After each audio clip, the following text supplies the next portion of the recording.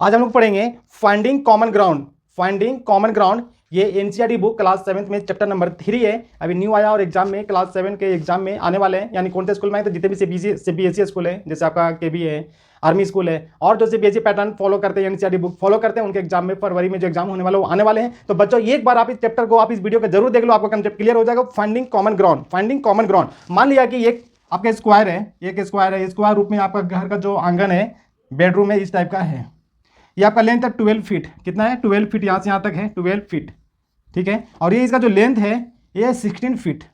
कितना है? 16 फीट यहाँ तक है। अब आपसे बोला जाए कि इसमें जो टाइल्स है कितना बड़ा से बड़ा कितना टाइल्स लग सकता है। सबसे बड़ा टाइल्स होगा वो कितने का होगा, उसका लंबाई चौड़ाई कितना होगा, आप ऐसे नहीं निकाल सकते हैं। तो क्या करना होगा, एक हम लोग मैथ में अपनाते हैं, जो आपका ऑपरेटर है HCF। क्या है? HCF,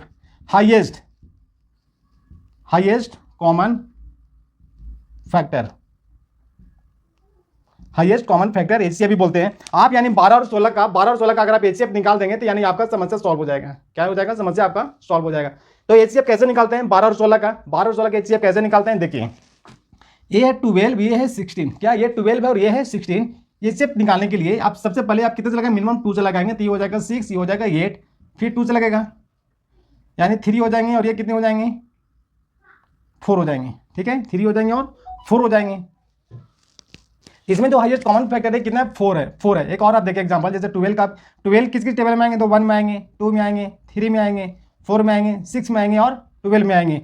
और जो 16 है वो किस में आएंगे? 1 में आएंगे, 2 में आएंगे, 4 में आएंगे, 8 में आएंगे और 16 में आएंगे। तो जो हाईएस्ट कॉमन फैक्टर है सबसे बड़ा जो है वो कितना है? 4 है। कितना है? 4 है। इसका मतलब है इसमें देखिए कॉमन 1 भी है, कॉमन 1 भी है, कॉमन 2 भी है, 3 तो कॉमन नहीं है, तो 1 भी कॉमन है, 2 भी कॉमन है और 4 भी कॉमन है। 4 भी कॉमन है। इसका मतलब कि जो आपका घर का जो टाइल्स है ना, घर का जो टाइल्स है वो 4 स्क्वायर फीट का जो होगा ना, वो आपको सेट कर जाएगा। तो आंसर इसका कितना होगा? 4 स्क्वायर फीट। कितना होगा? 4 स्क्वायर फीट का जो टाइल्स हो जाएंगे ये इसमें सेट हो जाएंगे, यानी टाइल्स का जो लंबाई चौड़ाई कितना होगा? 4 स्क्वायर फीट होगा। ओके, फिर आपको निकालना है 50 और 60 का HCF निकालना है। 50 और 60, 50 एंड 60 का आपको HCF निकालना है। आप कैसे निकालेंगे? 50 एंड 60 का HCF निकालिए। 50 एंड 60 का HCF कैसे निकालेंगे? 50 एंड 60 का क्या निकालना है? HCF कैसे निकालेंगे?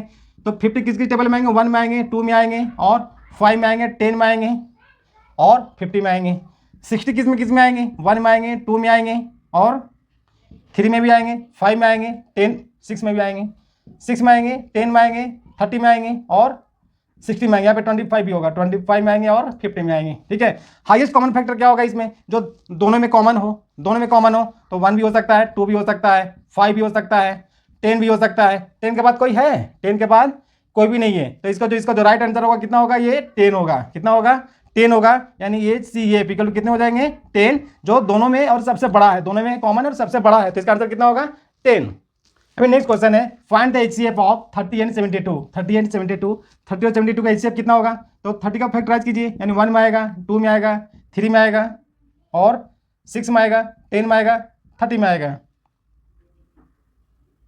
फैक्टराइज कर दीजिए इसे।